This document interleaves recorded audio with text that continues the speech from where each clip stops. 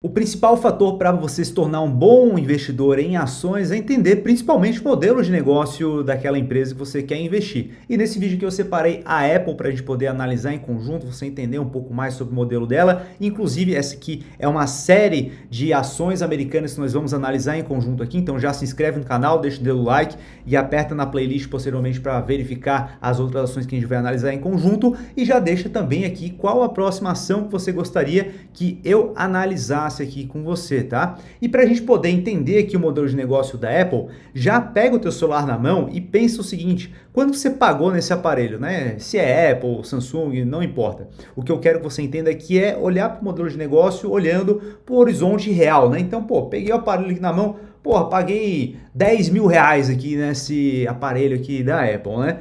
E eu troco a cada quanto tempo? A cada quanto tempo você dá mais um boost de caixa para Apple, comprando um novo aparelho, uma nova versão? Legal. Agora pensa, dentro desse aparelho aqui, existem vários aplicativos, vários serviços que você gasta de forma mensal, né? Seja com uma armazenagem em nuvem, um streaming como Netflix, alguma coisa nesse sentido, você gasta ali todos os meses. Agora, pega esse gasto, multiplica por 12, multiplica por 4, se você troca o aparelho a cada 4 anos. Muito provavelmente, você gasta mais com as assinaturas do que com o aparelho em si. Então aqui a gente já está entendendo o modelo de negócio da Apple e várias outras empresas também, mas a Apple faz isso aqui de uma forma muito boa. Então aqui a gente tem um núcleo aqui da Apple, onde tem vários dispositivos, que dá um boost de caixa bastante interessante. Então tem MacBook, tem Apple, tem fone de ouvido, tem Apple Watch, tudo mais aqui do ecossistema.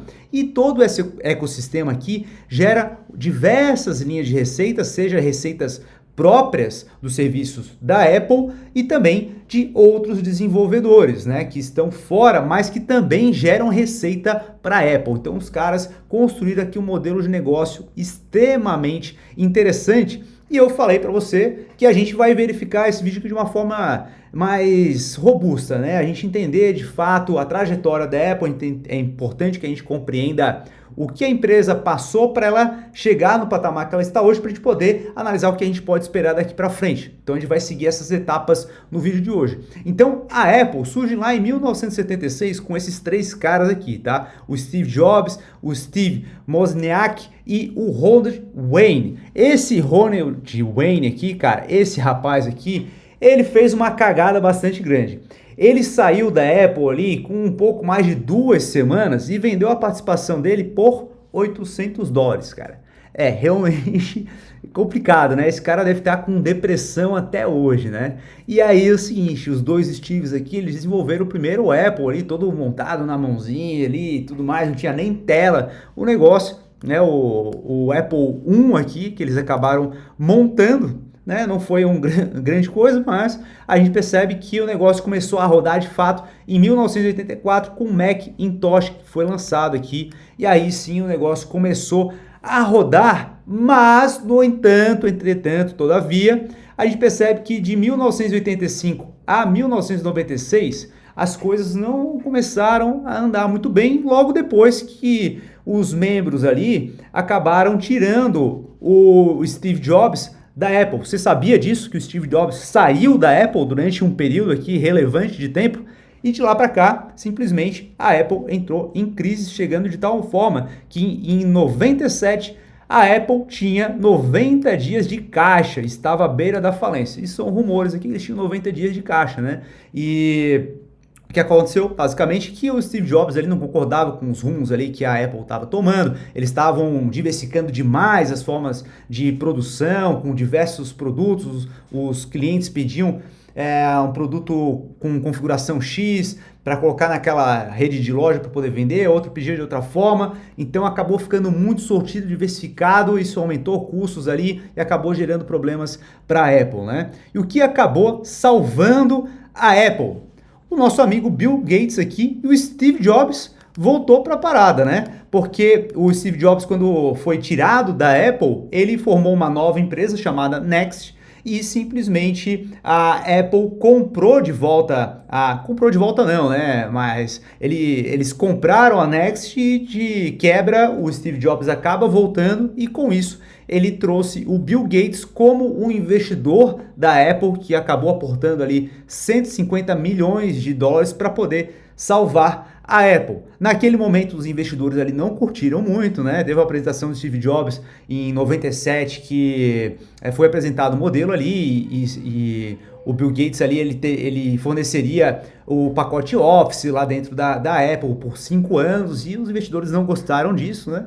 No entanto, acabou salvando aqui a Apple e marca a entrada de novo do Steve Jobs, que aí o negócio começou a andar de volta, né? Em 98 foi lançado aqui o Mac, né? Então o iMac aqui, aqueles coloridinhos aqui começaram a ser lançados e em 2001 começa uma revolução, né, com os iPods aqui, né, quem lembra dos iPods, isso aqui foi bastante interessante e foi um dos causadores para iniciar o movimento de serviços dentro desse tipo de modelo de negócio, tá? E aí surge aqui o iTunes. Então, pô, foi genial, porque naquela época lá, né, para quem é um pouquinho mais antigo aí da minha época, tem uns 30 e poucos anos aí, tinha aqueles Discman, né? Então tinha que ter um Discman, você pegava um CD que cabia 20, 30, 40 músicas ali dentro, colocava e tu ouvia. Aí tinha que ficar gravando dentro do CD lá, botava as músicas lá, cabia 30, 40 músicas e aí tu ouvia. E aí para trocar a música tinha que botar outro CD e tudo mais.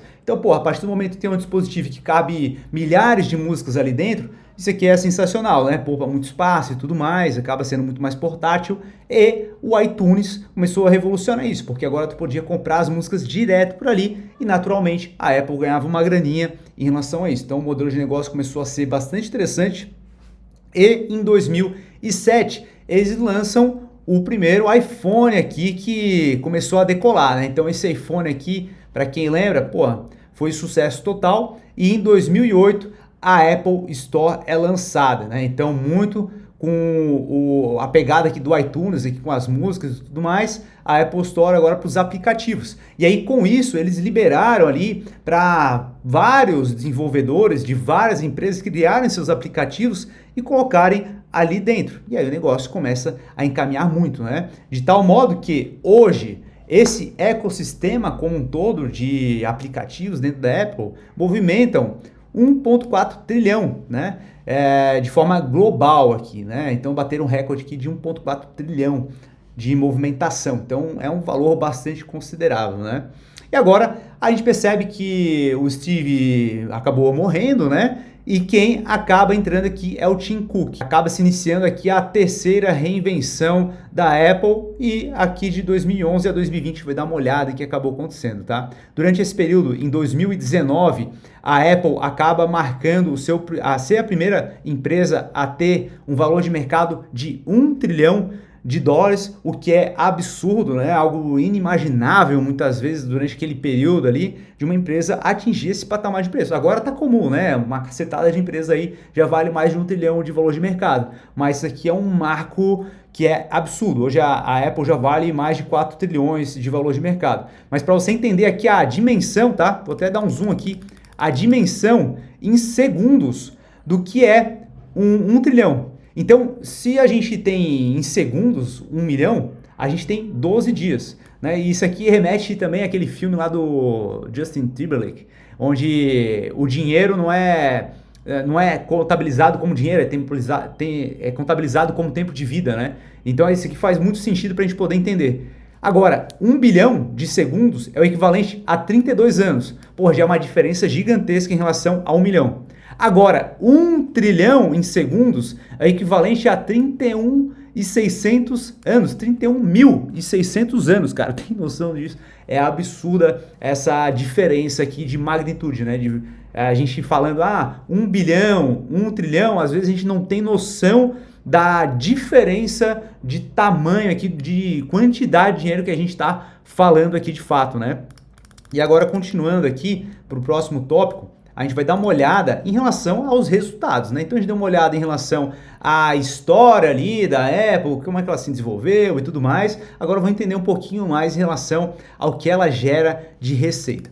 Então aqui a gente tem o resultado trimestral, tá? Comparado com o último trimestre ali, que fecha em junho de 2025 e junho de 2026. Então a gente teve um crescimento aqui na parte de produtos, que são as duas principais linhas, né? Produtos e serviços. Então, produtos, houve um crescimento aqui de trimestre e aqui a gente tem dos últimos 9 meses. Então saiu de 666 para 78 bilhões e nos 9 últimos meses de 233 para 272. Então teve um crescimento aqui, assim como na linha de serviços. Serviços aqui foi de 27 para 30 bilhões, 30,7, e nos últimos 9 meses de 80 para 91. Então crescimento nas duas linhas aqui, tá? Aqui é o que a gente pode ver mais aqui.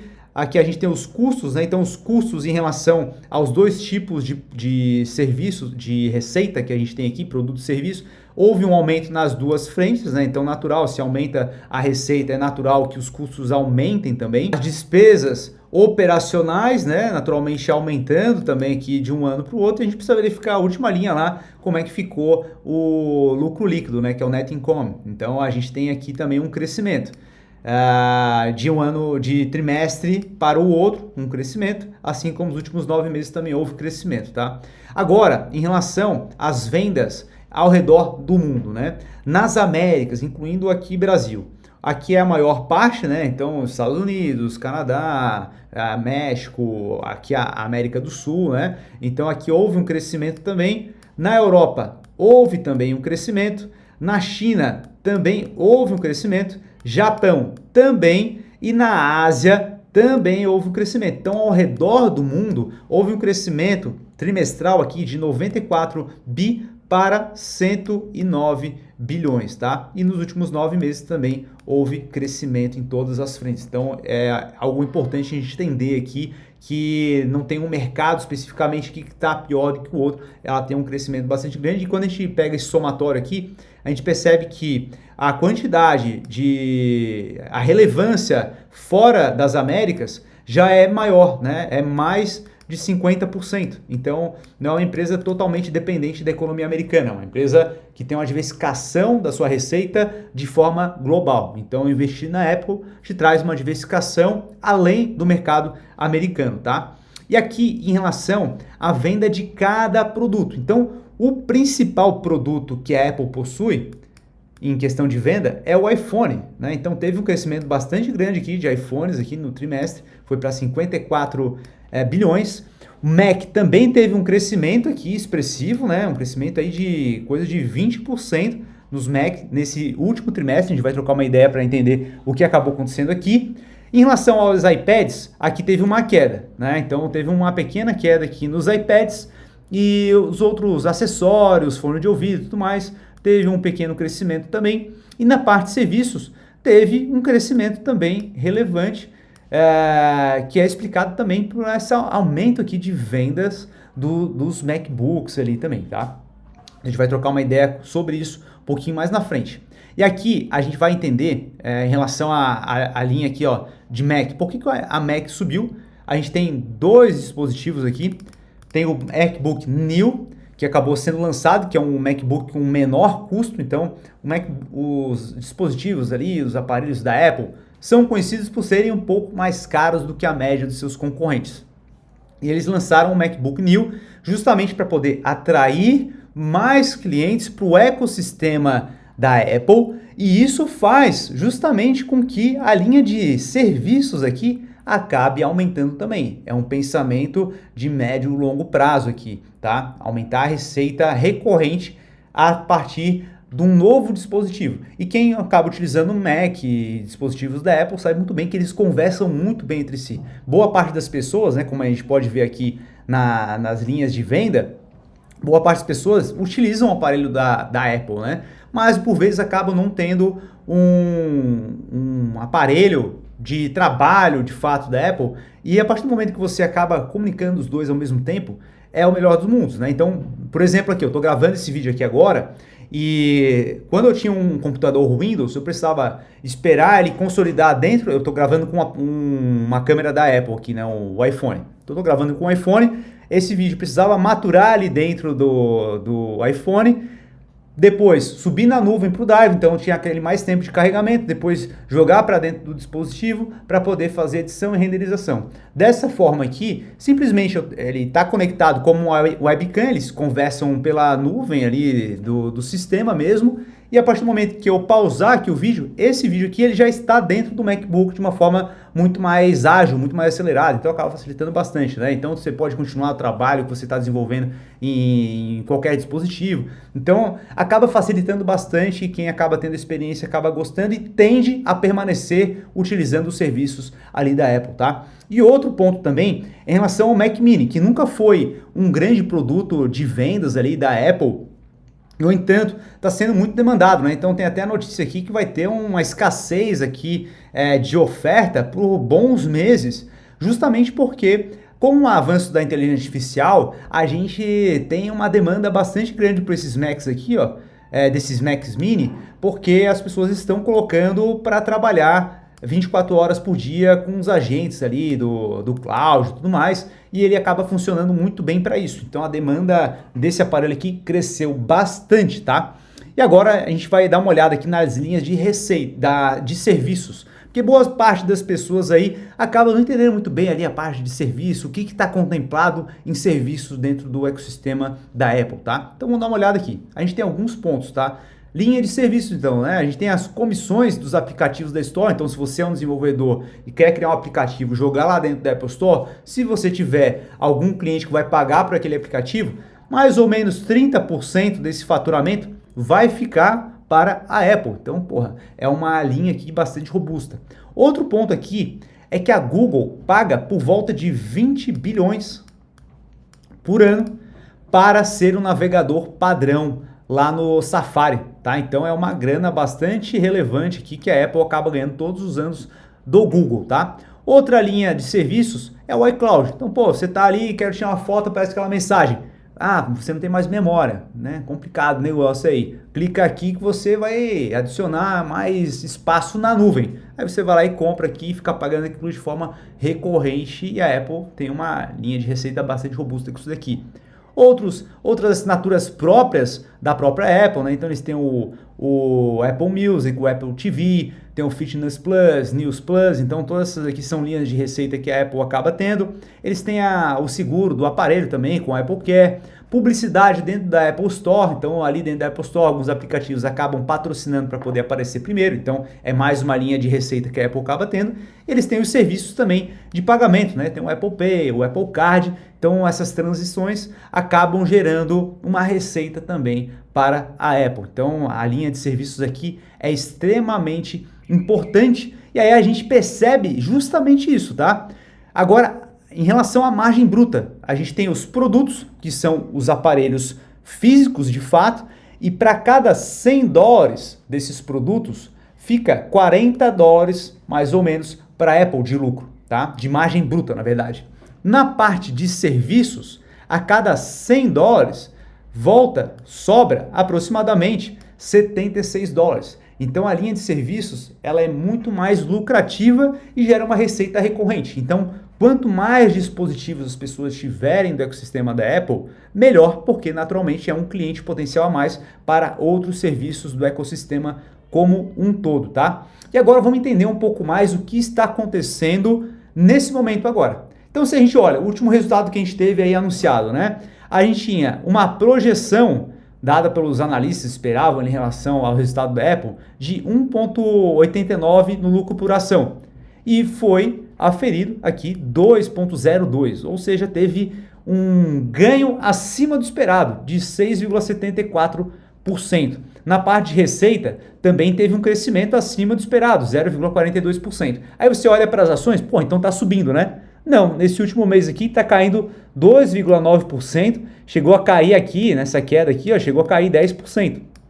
Então, pô, mas o que está acontecendo? Se o resultado foi bom, o que está acontecendo? Aí a gente começa a olhar as nuances de curto prazo, né? Então, o que está acontecendo especificamente agora? A gente tem a questão das memórias, né? Então, a inteligência artificial, os data centers estão demandando demais memória. Ou seja, aqui a Gartner Inc., eles afirmam que o aumento nos custos de memória vai reduzir remessas globais dos computadores e smartphones em 2026. Então eles estão estimando aqui um aumento de 130% nos preços combinados de memória DRAM e as unidades ali de SSD. Então essas empresas aqui estão preferindo, né, essas empresas aqui embaixo, ó, a gente tem a SK Hynix, a Micron, a Samsung, que são as 3 principais fornecedoras de memória para o mercado.